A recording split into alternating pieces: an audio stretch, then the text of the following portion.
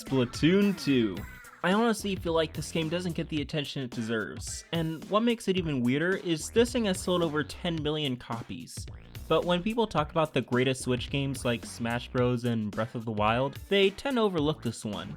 Like when they see stuff like, well, this, they usually just write it off as some weird Japanese nonsense. Plus, unlike the bigger franchises, the Splatoon 2 community seems pretty much self-contained. So what really is this game then? Why should you give this thing a shot even years later? Well, that's what I'm going to be covering here. So without further ado, let's get started.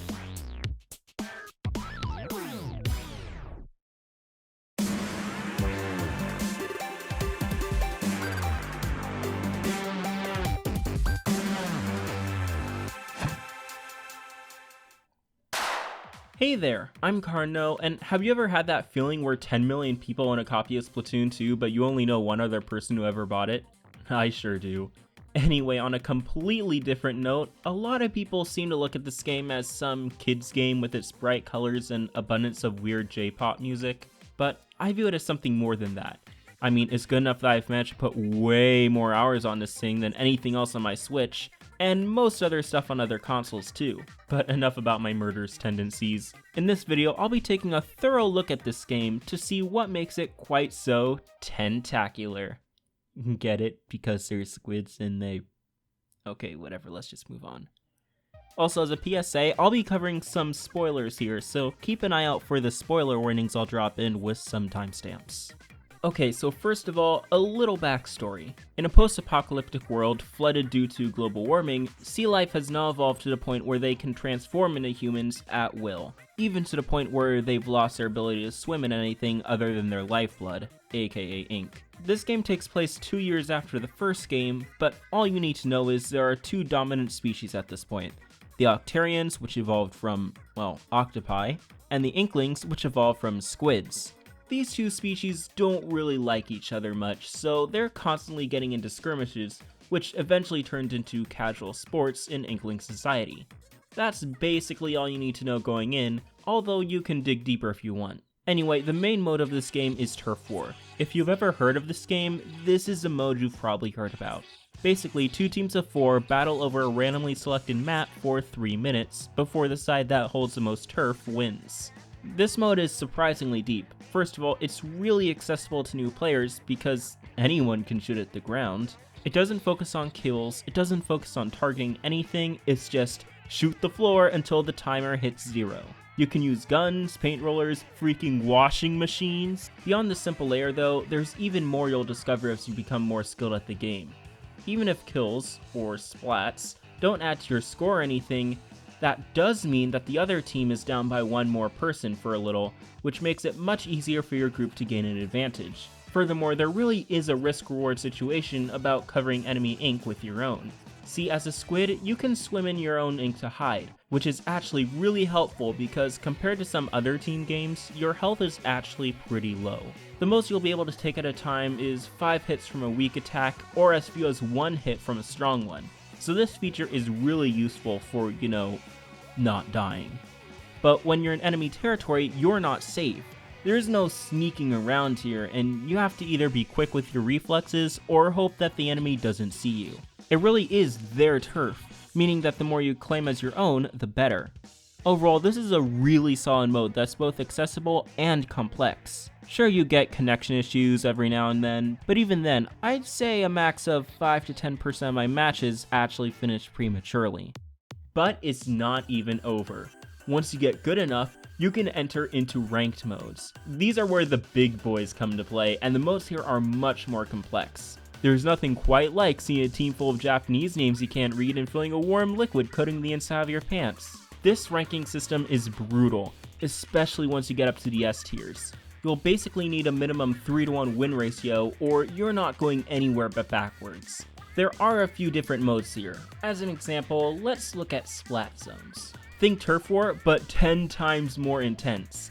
Instead of trying to cover an entire map, you're trying to capture 1 or 2 small sections of the map for as long as possible. What's more, you have to capture both sections to decrease your timer.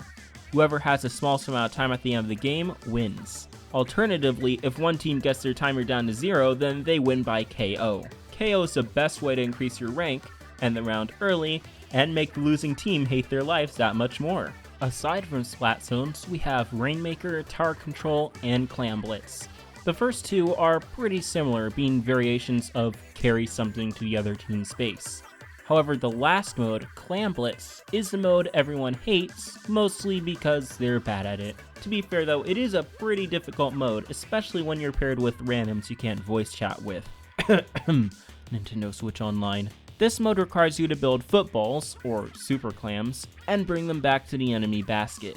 Once the super clam has been successfully taken over to the other team, their basket is opened and everyone else has limited time to throw on their regular clams before the barrier rises again.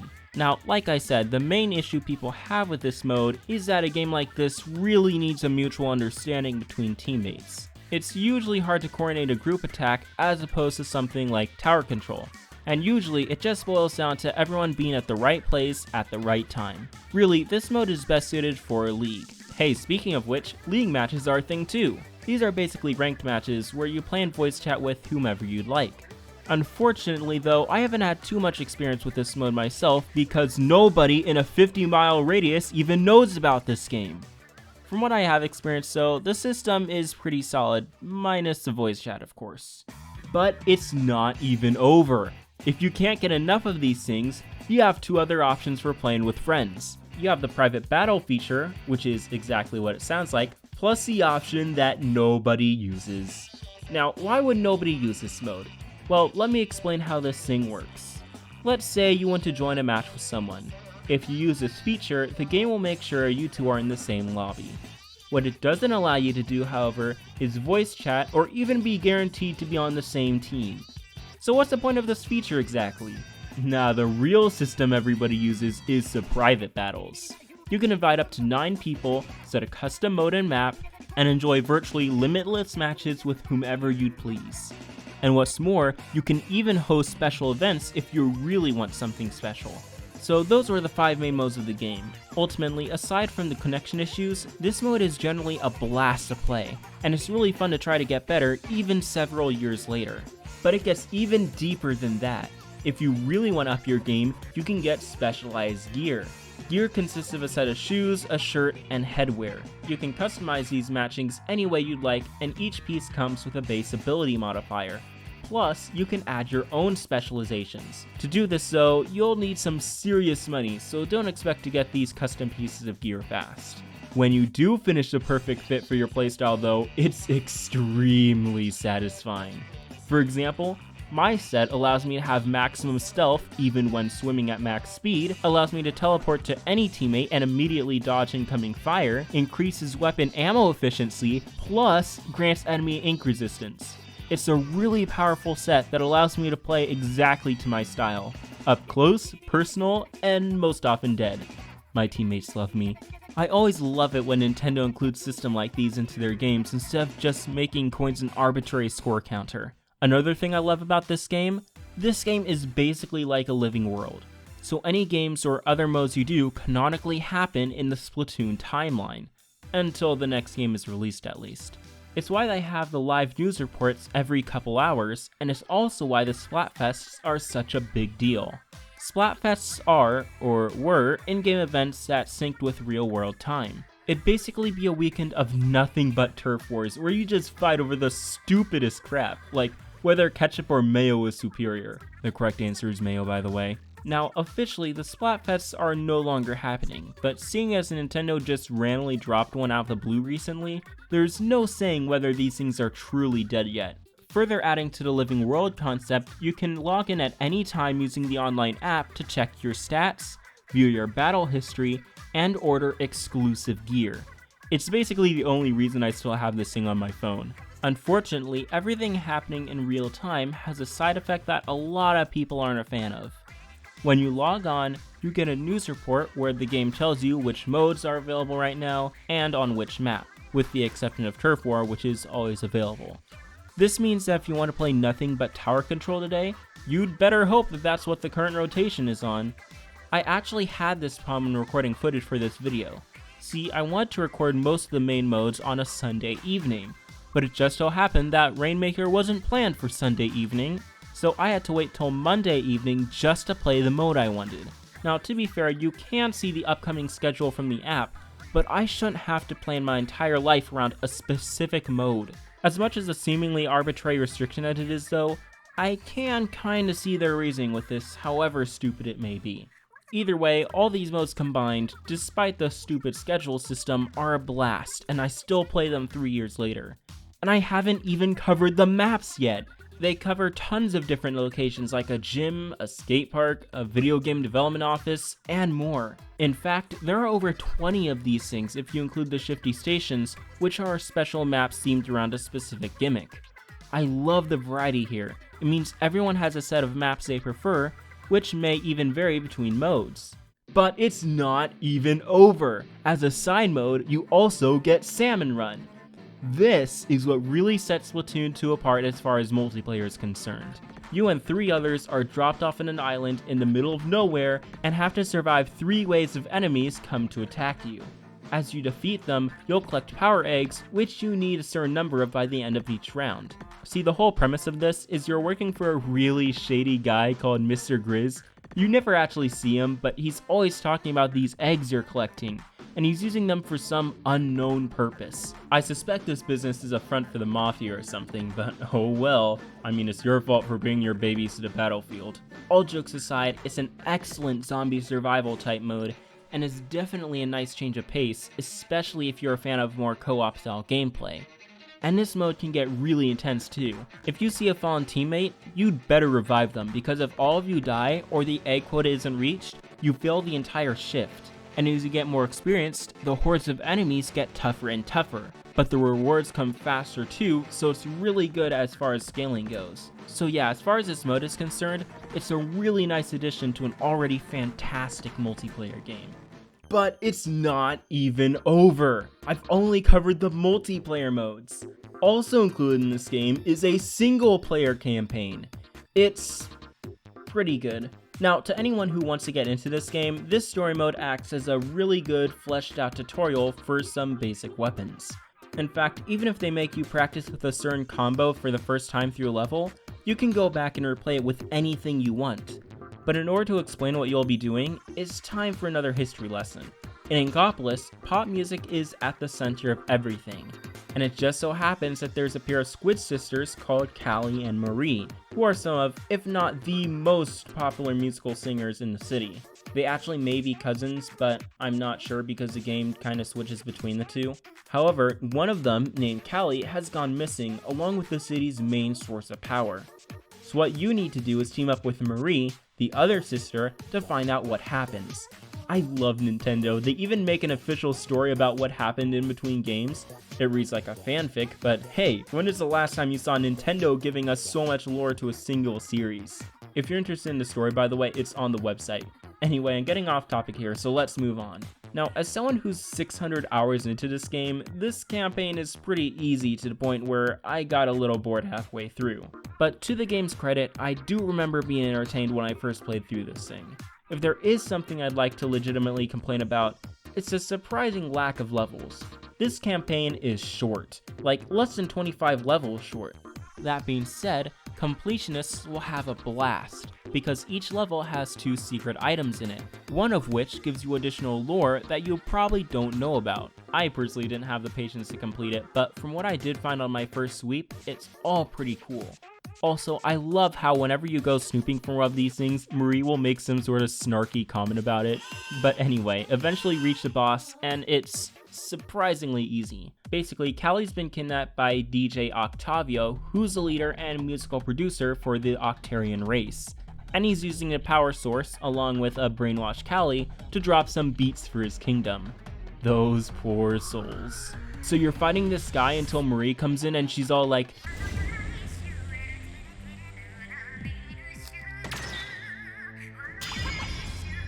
it's probably the coolest scene in the base game, especially once you get to the equivalent of teabagging the DJ and his weak-ass beats. But I don't know what it is, this boss is just kind of underwhelming. I don't know, maybe it's the music which is comparatively just okay, or maybe it's the lack of difficulty, but this fight is just not really memorable. So anyway, that's the single player campaign. It's a really nice addition to the game, and while it was a little too easy for my liking, it rounded out the package pretty well. But wait, it's not even over! You thought it was over, didn't you? Look at the progress bar. Does that look over to you? I don't think so! If you buy the $20 DLC pack, you also get access to the Octo Expansion. Now you're thinking, okay Kardino, we're looking at $80 for a single game. Why'd you expect to sell this to me? Well, I'll tell you why. It's one of the best DLC packs Nintendo has ever made. This DLC makes Breath of the Wild look like trash. Oh, you want a $20 motorcycle? Get out of here. How about you get 80 levels, a massive new story, the most hype-ass boss fight ever, and a butt ton of new lore? Heck yeah. So this story takes place really deep underground in a place called the Deep Sea Metro. Now, you're playing as an Octoling, you know, the enemies of the Inklings. Your goal is to escape to the surface along with your companion, Captain Cuttlefish. He's basically one of the main characters from Splatoon 1 who's a retired military general. Basically, you're having a duel with Agent 3, the main character from the first game, but somehow you all blacked out and found yourselves down here. Oh yeah, and you also get the cliche amnesia deal. Now, like I said, the goal of this game is to return to Inkopolis, but in order to do that, you'll need to collect 4 Fangs and give them to this not at all suspicious telephone. During your hunt for them, you'll be taking place in a bunch of challenges that are meant to push your skills. And these are much harder than the base single player campaign too. Where Octo Canyon was meant to teach you the ropes of the combat system, this mode assumes that you're already familiar with it and thus has no problem whatsoever crushing your soul. Now like I said, there are 76 of these challenges, not counting the Fang levels, and they can be generally categorized as such. You have the standard stages, the hardcore stages, the gimmick stages, the boss stages, and the bold stages. The standard stages are the ones you might expect. Get to the goal, defeat all the enemies, win a battle scenario, that sort of thing. Overall, nothing here to say except don't expect these things to pull any punches. The hardcore stages, on the other hand, are where the game really puts you to the test. Like, are you ready to die? I hope you're ready to die, because spoiler alert, you're going to die. A lot. You'll be blasting through lives like... I actually couldn't think of an analogy here, but you get my point. These stages usually test just how well you're familiar with the ins and outs of the game. You might be reaching a goal with limited ink, popping balloons on an on-rail shooter, playing Girl Power Station, or playing a stage while taking 0 damage.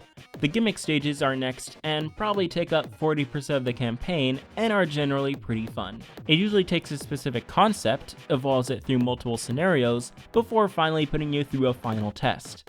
These gimmicks can be anything from guiding an 8-ball to the goal, to using ink furlers to knock out unsuspecting enemies. We also have the boss stages. There are only a few of these in the game, but generally they make you fight campaign bosses under specific conditions. And I'll tell you, playing a harder version of that stupid bread maker with an octobrush is much harder than you might think. Finally, we have the bull stages. These are the ones you begrudgingly do. They're usually gimmick stages that just outstay their welcome. For one of them, you were modeling a tree, for another one you were playing tic-tac-toe, but with gravity physics working against you, or maybe you're using bombs to make a perfect chain reaction. These aren't fun. They don't test your skills, they're not even hard, they just are either stupidly tedious or rely way too much on effectively RNG. Like, who wants to sit there sculpting a perfect tree for 10 minutes where one mistake means an instant do-over? That being said, there luckily aren't too many stages like these. At most, I'd say there's only like 5 to 10 of them, but man do those drag on. Back on the positive side of things though, besides having default difficulty, the game also allows you to add an extra challenge for better rewards. Maybe a stage is fun with a roller, but what about taking that away and giving yourself only burst bombs instead? I really love this system. It makes it so that people who are having a harder time can make life a bit easier for themselves, while those who like it rough can get some extra credits. Credits are this game's form of currency, and you'll need them to access the levels included. And by the way, it is totally possible to run off credits and go into debt if you're too reckless. In fact, that what makes a hub so unsettling. In between levels, you'll be on this underground subway, and throughout the story, different people will come and go. These are all people who have failed the tests and are run out of credits to continue. They're stuck down here for the rest of their lives, only vaguely remembering their lives before this. It's surprisingly dark for a Nintendo game, let alone Splatoon, and I love it. Plus, this whole side mode is retro themed. From the 80s aesthetic to the GameCube floating in the background, it's really cool to take in just how much detail went into this game. But enough about that, we haven't even fully explored the story yet. So I mentioned that you were trying to escape to the surface, right? Well, along the way, you're also helped by 2 local celebrities. Or should I say, the other local celebrities. Pearl and Marina from Off the Hook. They're the newscasters whenever you log into the game, by the way. Throughout the levels, they'll provide commentary, along with an automatic win button for the people who don't like to play their own games. To me, using this thing might as well be a mortal sin, but hey, to each their own.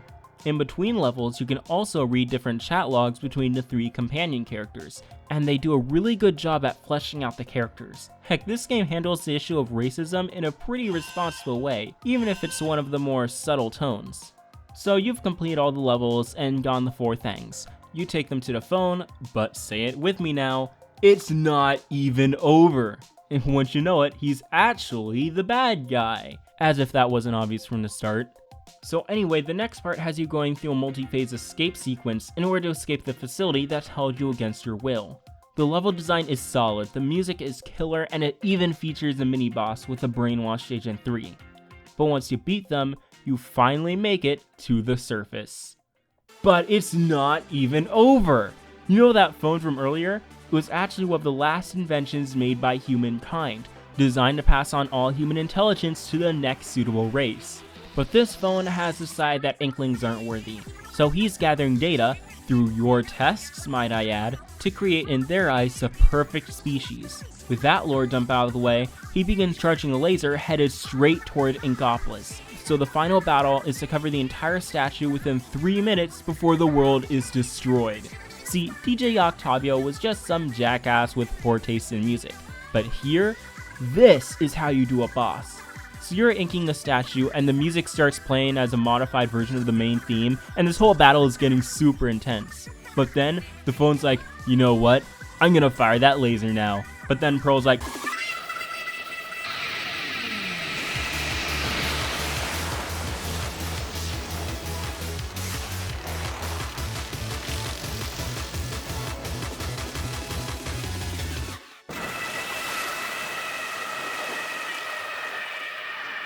eventually, this statue is defeated and the world saved, and your Octoling is now free to live their life in Inkopolis. Even after all this though, you can still go back and get a secret boss fight. It's the most robust DLC I think I've ever seen, let alone anything Nintendo's ever released. Look, I've been shamelessly sucking up to this game for the past 20 minutes or so I'll wrap this up. Splatoon 2 is one of the best games I've ever played. It's certainly my favorite game on the Switch, and one of the favorite games of all time straight up. Even 3 years later, it's still something I can go back to and always get better at. It's a perfect blend of accessible and competitive.